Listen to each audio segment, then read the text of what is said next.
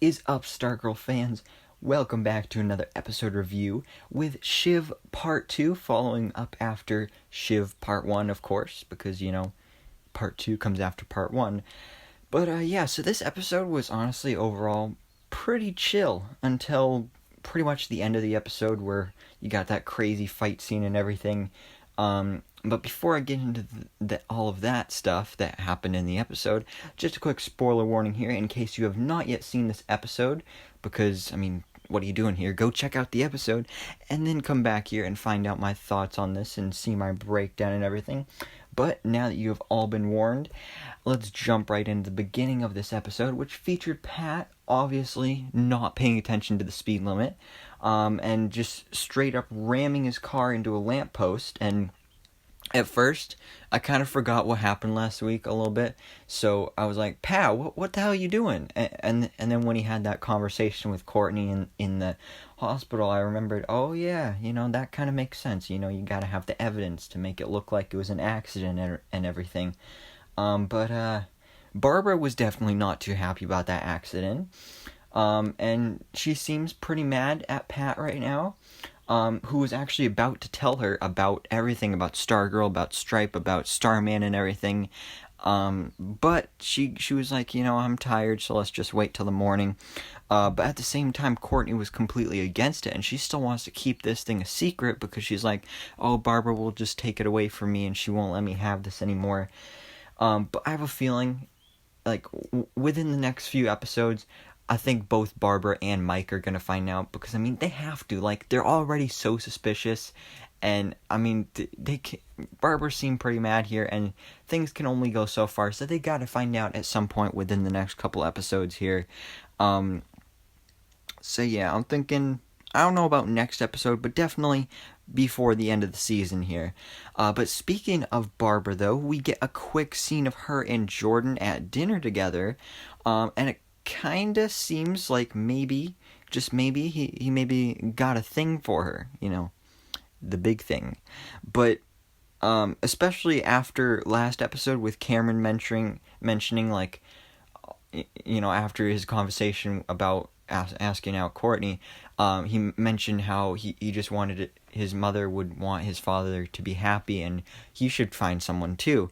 And also in a recent interview, the actor actually teased that there may be something going on there with those two together because, Icicle is a bad guy, so maybe he has some ulterior motives there, or maybe he's just falling in love. So I don't know, we'll have to see on that what goes on there. But we do get one other quick scene here with Icicle in this episode where he just kills this guy that was involved with his wife's death. So it's not that important, but as you can see, it's just tying up a few loose ends, I guess you could say. But this episode is called Shiv Part 2 for reasons, so of course we had quite a bit of Cindy in this episode, not as much as last episode, but she had another conversation with Dragon King, aka her father, and there was a little bit more teased here about her mother's death and how she was involved with it, because we kind of got a little bit of that in the last episode, and you can basically put the pieces together and figure out that there was an accident, and Cindy is basically the reason that her mother died. And I'm talking about her original mother, not her fake stepmothers that she has now. But apparently Cindy did not see Pat yelling, Courtney! Courtney! Courtney! Like, at the end of last episode, I was freaking out like, no, Pat, that's like Superhero 101. You do not use alter egos in the battlefield. But he did it anyway, but somehow she didn't hear that. So, I don't know how she wouldn't, because it couldn't be more obvious, but, just like we saw in the trailer, for this week's episode, Cindy went to visit Courtney at her home, and, this whole time it was super tense, because you didn't know if she knew, like, Court equals Stargirl, or, like, if she was just trying to be her friend, so it was super tense. But of course, just as Cindy was about to walk out the door, the tension really rose there, and she was like, oh yeah, by the way, a nice staff. So there's the big reveal there, and apparently she knew because the tiny eye mask really doesn't hide Courtney's identity, and Yeah, that's something I've been complaining about in just superhero lore overall. I mean, like, if you look at Robin, like, what's the point of that? How can his friends not tell, oh, that's just Dick Grayson, but then he puts on that little eye mask, like, how does that help hide your identity? So I like how they kind of added that in there, because I mean, it's like, you see her, it's obviously Courtney.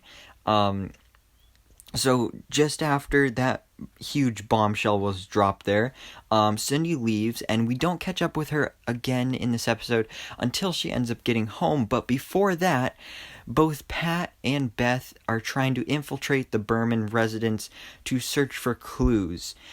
And this was probably like the funniest parts of the episode, with Pat being Beth's adopted stepdad and all that stuff. So that was really funny there. I love that stuff. But things seem very suspicious in this house because, I mean, right, with Beth's goggles, she's looking around and everything, and she can't identify Cindy's stepmom. So I don't know if her stepmom is like a completely fake person, or like similar to the minions that Dragon King has, like maybe something created in a lab or something. I don't know, but it's definitely interesting to see that there.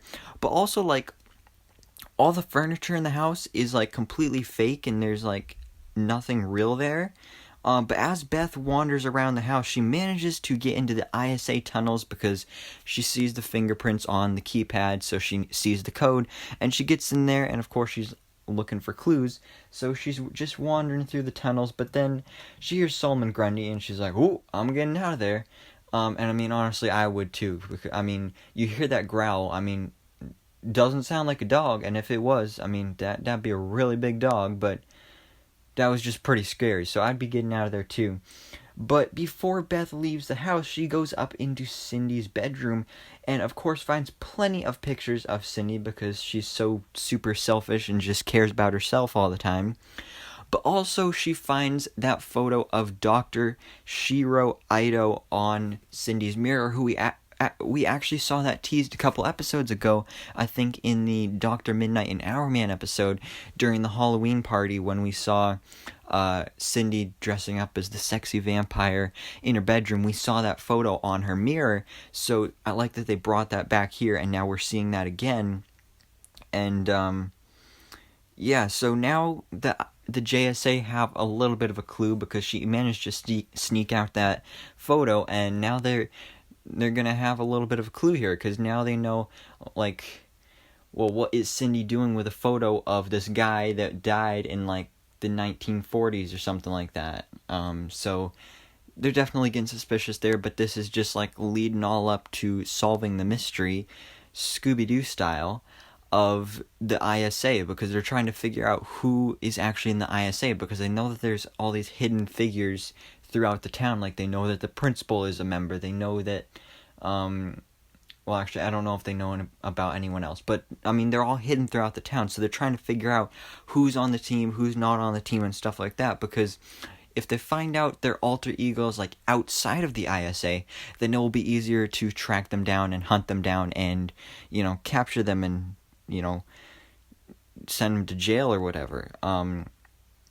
So yeah, there's that. But after everyone is able to escape the Berman residence, Cindy arrives in her bedroom, and all of a sudden she gets attacked by Courtney, who is dressed up as Stargirl now.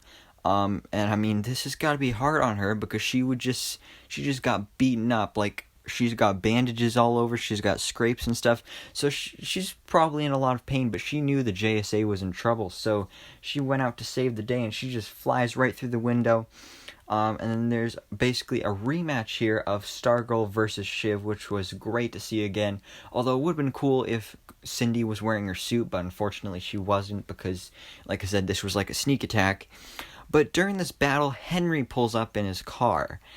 And earlier in the episode, we got some more teases with him, where he was testing out his powers, kind of, because he was starting to realize, like, oh man, I have powers, and then he was starting to, like, kind of learn to control them, and then he found this key, and eventually was able to find that like secret room that we saw in I think actually the first episode that Brainwave had, and that is where Henry discovers not only his father's Brainwave suit, but also a letter from Dr.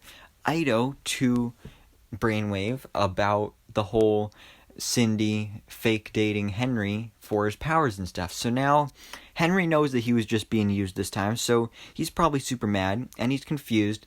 So then when he pulls up in his car, he's also very unstable, and this is where he accidentally releases like a psionic blast thing, and it's like just this wave of energy from his mind just comes out and just flings everybody away. And then this is actually where Cindy gets kidnapped / dragged into the sewers by Dragon King's minions. So I'm not sure what's going to happen with her, because, you know, Dragon King's probably pretty mad at her. I mean, he was already pretty mad at her, but now he's probably like 10 times madder at her. But, yeah, but now both Courtney and Dragon King, who, as we saw at the end of the episode, know that Henry has powers, because Dragon King was watching them through like security cameras and stuff, so he knows everything.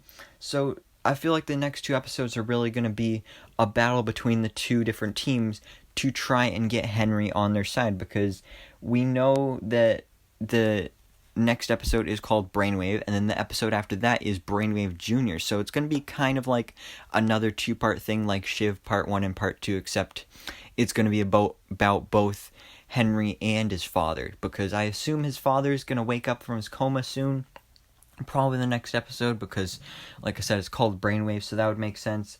And we're basically just going to be seeing him become Brainwave Jr. And I'm really interested to see, will he join the JSA or will he join the ISA, because in the comics he's a straight up villain and he's in the ISA, but in this show he doesn't seem like that bad of a guy. I mean, he doesn't, like, sure, he was a jerk at first, but you've seen his softer, more vulnerable side with his father being in a coma and everything, so maybe he'll join the JSA, but I'm actually thinking he'll probably join the ISA, especially because that's the team that his father's on, and if he finds out that Stargirl is the reason that his father was in a coma, then I don't see why he would want to work with her. But yeah, so these next 2 episodes are basically going to be the 2 teams battling out to try and win over Henry and his powers. But yeah, that's pretty much everything that happened in this episode of Stargirl, Season 1, Episode 8, Shiv Part 2. So I'm super excited for the rest of the season. We're over halfway through the season. I can't believe it, and I'm super excited for Season 2 as well, which was just announced like yesterday or the day before, something like that. So I'm just excited for the future of this show. But anyways, guys, what did you think about this episode? Please let me know all your thoughts and theories on both this episode and the future of the season. So please drop a like if you enjoyed this video, and of course hit that subscribe button so I can keep you up to date on everything that goes on in the DC life.